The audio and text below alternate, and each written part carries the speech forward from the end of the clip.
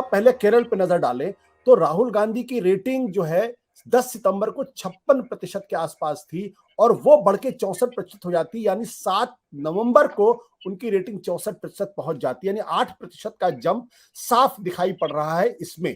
कर्नाटक पे अगर नजर डालें तो कर्नाटक में अगर आप देखेंगे ध्यान से तो कर्नाटक में 1 जनवरी 2019 यानी लोकसभा चुनाव के पहले राहुल गांधी के काम से लोग 62% लोग संतुष्ट थे, लेकिन 1 जनवरी 2022 यानी 3 साल के बाद वो पूरी तरीके से नीचे चली जाती है और 10 सितंबर 2022 को जब भारत यात्रा शुरू हो चुकी थी तो उसमें 20% का जंप साफ दिखाई पड़ रहा है और जब 7 नवंबर को ट्रैक किया गया 2 महीने के बाद तो उसमें 3% का इजाफा और होता हुआ दिख रहा है।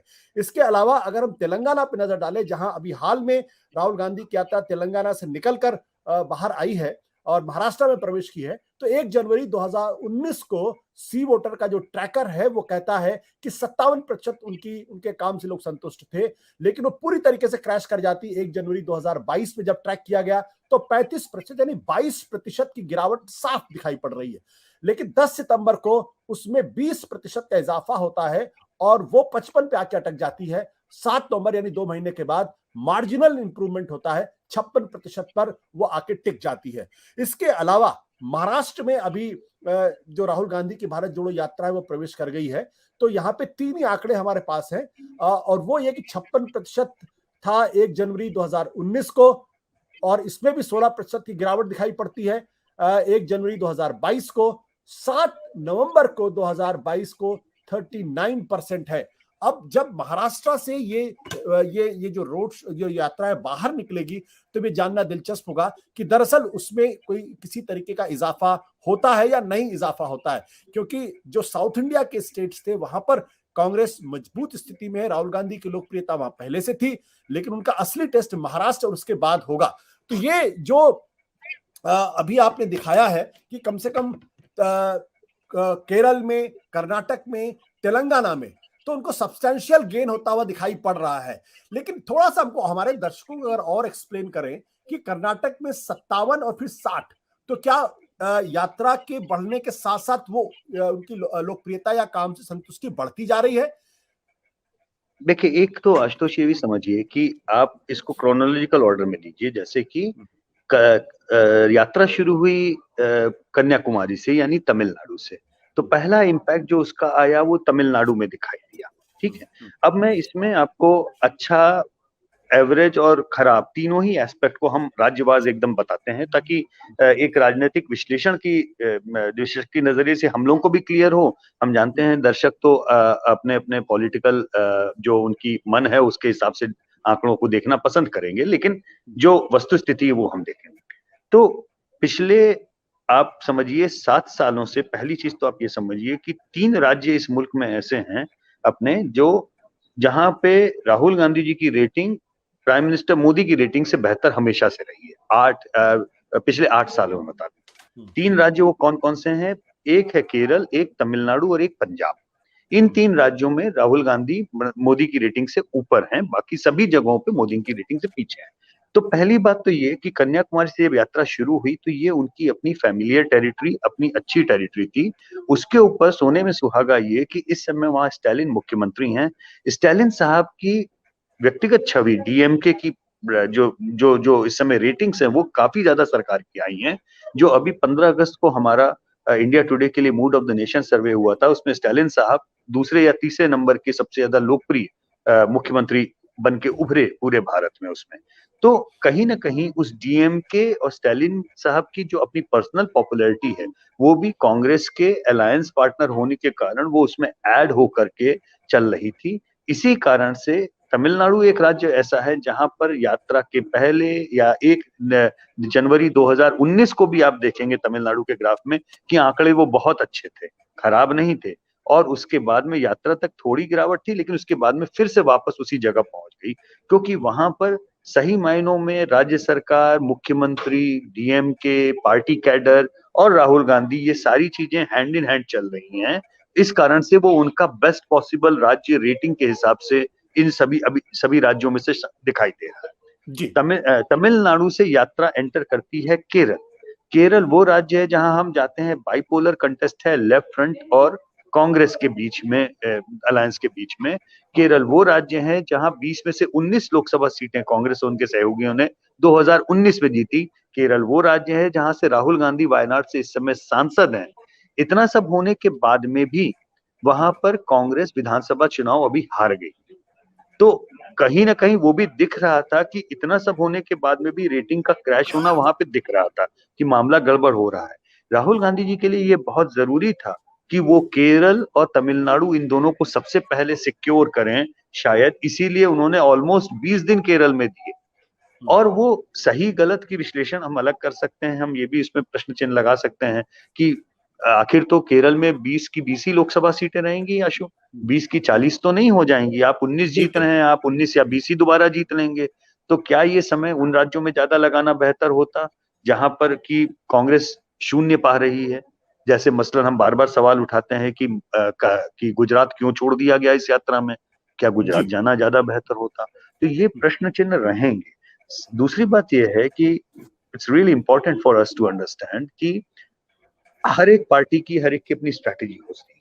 हो सकता है कि कांग्रेस के रणनीतिकारों की ये स्ट्रैटेजी रही हो कि हम पहले अपने कोर एरियाज को हम इंटैक्ट करें और उससे हम एक स्नोबॉल इफेक्ट पैदा करें जिसमें हमारे यात्रा की तस्वीरें, लोगों का मिलने वाला जन समर्थन, जो लोग आ रहे हैं मिलने के लिए, वो भीड़, वो जब सोशल मीडिया और बाकी सब चीजों पे जाती हैं तो उसका एक इम्पैक्ट लोगों पे पड़ता है कि नहीं, यात्रा को व्यापक जन समर्थन मिल रहा है।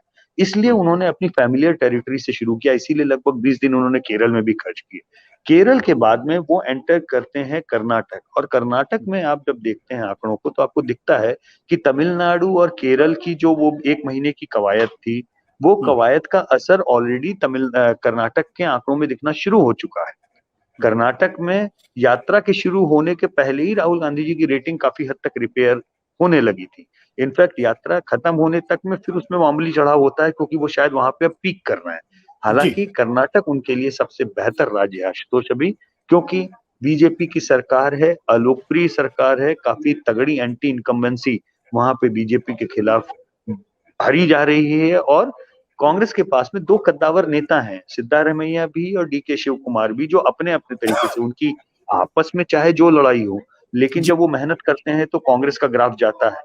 तो जब ये दोनों फैक्शन राहुल गांधी जी की यात्रा में लगे हैं तो ऑब्वियस सी बात है कर्नाटक में वो लाखों लोगों की भीड़ उमड़ना स्वाभाविक भी है और एक एंटी इनकम्बेंसी का भी है। और मुझे ऐसा लगता है कि उसी दौरान कांग्रेस की जो प्रेसिडेंशियल चुनाव के बीच में जो है, अब कांग्रेस का अध्यक्ष भी कर्नाटक राज्य से ही निकल के आ रहा है। कुछ चीजों का इशारा मिला करके कर्नाटक उनके लिए एक फर्टाइल ग्राउंड साबित हुआ है। कर्नाटक से वो निकल के गए हैं यशवंत, तेलंगाना। एक माफ करेगा, मैं आपको यहाँ पे टोक रहा हूँ। कर्नाटक में अरीब, अगर आप ग्राफिक्स कर्नाटक का डाल सके तो और अच्छा होगा, हमारे दर्शकों को बात समझ में आएगी। लेकिन कर्नाटक में जो ड्रॉप है वो 62% है पहली जनवरी 2019 को, और 1 जनवरी 2022 को 37% पे आके टिक जाती है। ये बहुत बड़ा ड्रॉप है।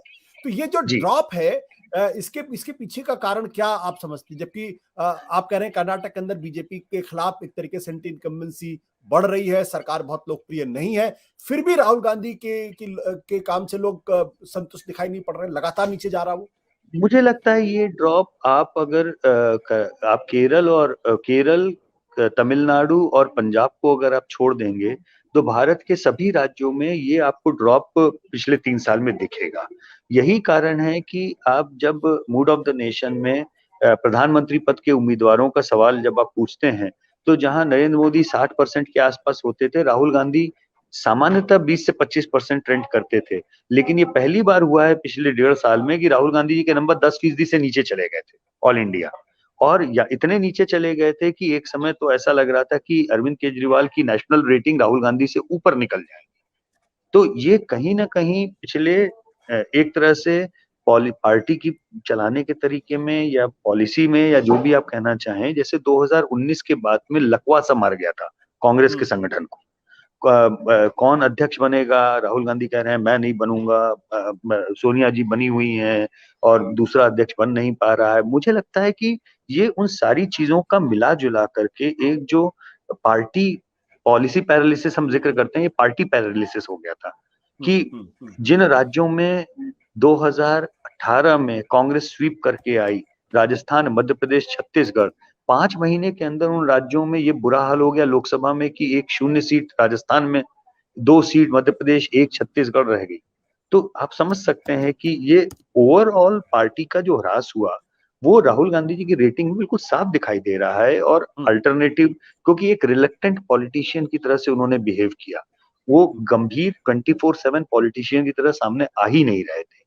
ये यात्रा उनकी राजनीतिक यात्रा का पहला ऐसा हिस्सा है, मैं मानता हूं, जिसमें वो वास्तविक तौर पर जमीन में जूते घिसते हुए दिखाई दे रहे हैं। अभी तक उनकी राजनीतिक यात्रा मुझे नहीं लगता कि अगर मैं इन शब्दों का प्रयोग करूं तो किसी को भी बुरा लगना चाहिए, चाहे वो कितने भी कांग्रेस के समर्थक हों। सच्चाई ये है कि उनकी राजनीतिक यात्रा एक पैरा जंपिंग की तरह रही है, जिसमें अपने अपने परिवार और अपनी पार्टी के नाम पर वो अमेठी में लैंड किए।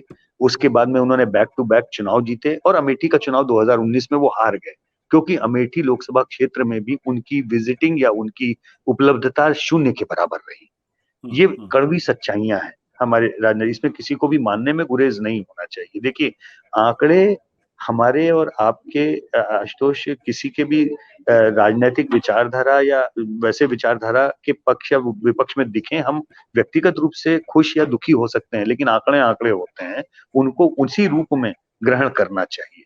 तो राहुल गांधी जी की राजनीतिक यात्रा में ये पहला गंभीर कदम है जो उन्होंने उठाया है। मैं एक विश्लेषक की हैसियत से मैं ऐसे, उनके ऊपर आरोपी ये लगता रहा है कि वो एक रिलक्टेंट पॉलिटिशियन है। उनके ऊपर आरोपी ये लगता रहा है कि ये बंदा पॉलिटिक्स में इंटरेस्टेड ही नहीं है।